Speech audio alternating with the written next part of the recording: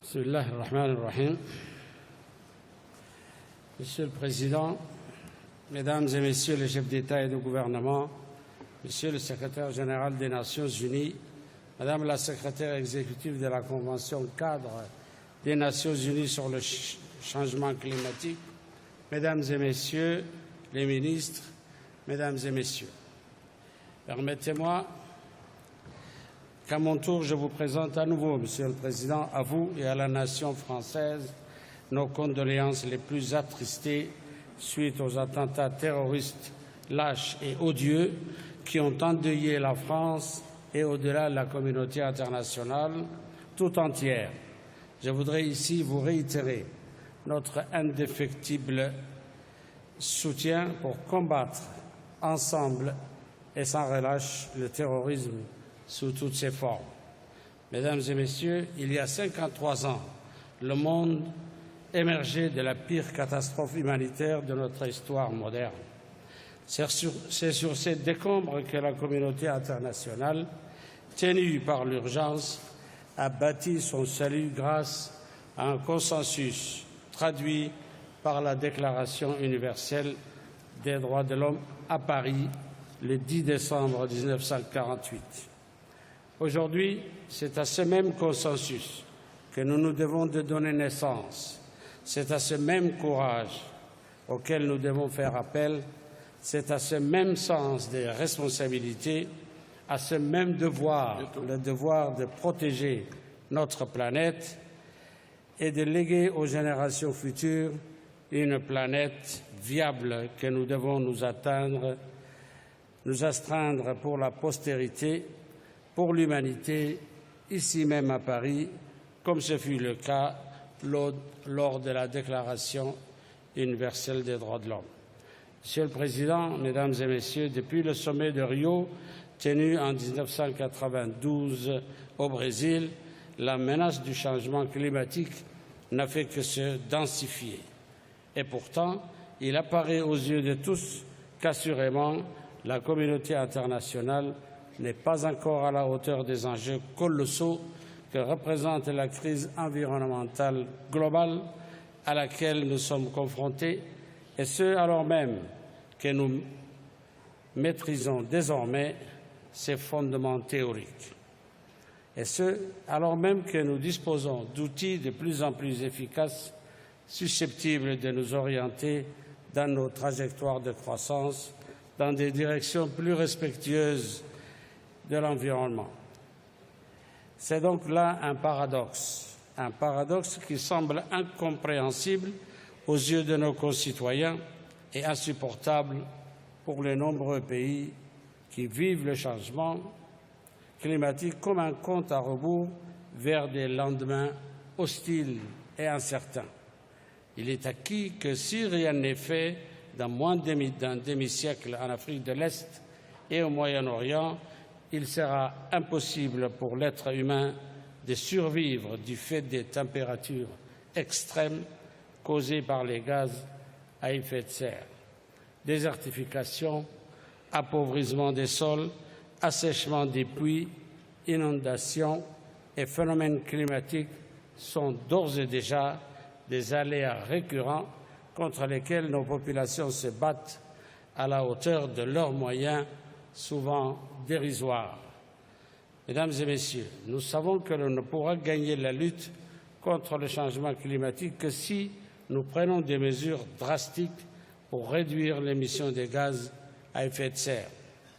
Conformément au principe de responsabilité commune, mais différenciée, les pays développés qui ont, faut-il le rappeler, une responsabilité historique dans le réchauffement climatique et qui ont les capacités technologiques et financières suffisantes, ces pays-là doivent montrer l'exemple en réduisant de façon substantielle leurs émissions de gaz à effet de serre.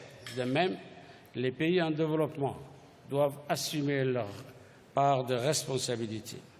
Aucun argument économique ne peut justifier la mise en danger de la planète, car la croissance et la richesse matérielle que nous amassons aujourd'hui seront dérisoires devant les coûts abyssaux engendrés par les catastrophes climatiques.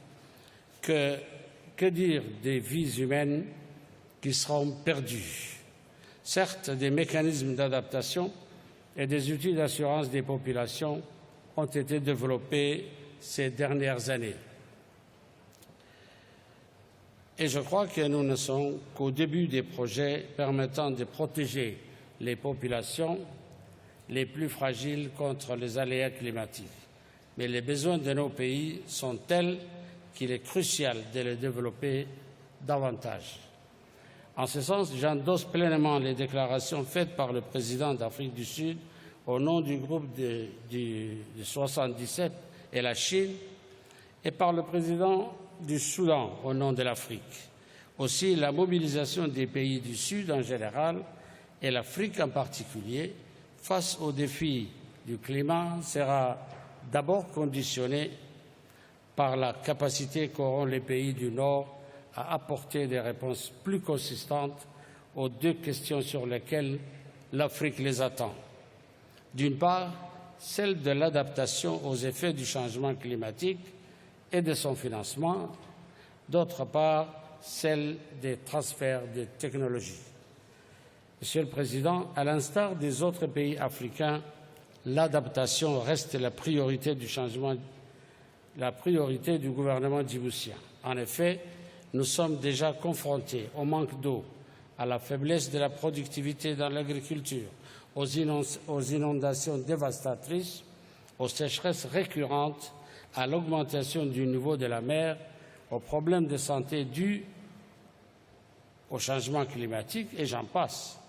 Toutes les actions prises pour faire face à ces phénomènes climatiques extrêmes doivent être financées. C'est pourquoi nous demandons à ce que le financement international mobilisé dans le cadre de la lutte contre le changement climatique soit équitablement partagé entre les actions d'atténuation et les actions d'adaptation.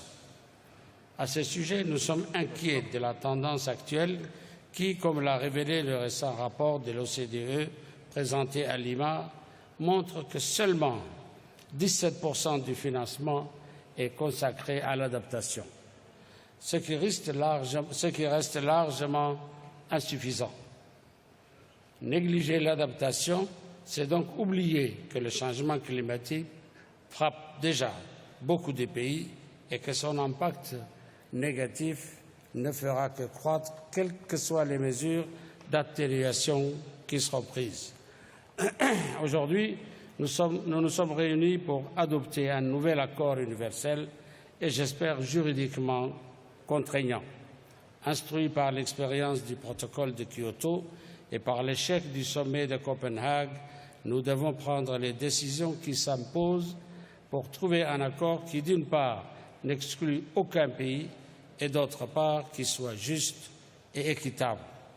Pour ce faire, il faudra sans doute accepter, et avant qu'il ne soit trop tard, d'ouvrir le précaré des souverainetés nationales pour asseoir le cadre d'une réponse efficace à la menace la plus globale qu'ait connue l'humanité.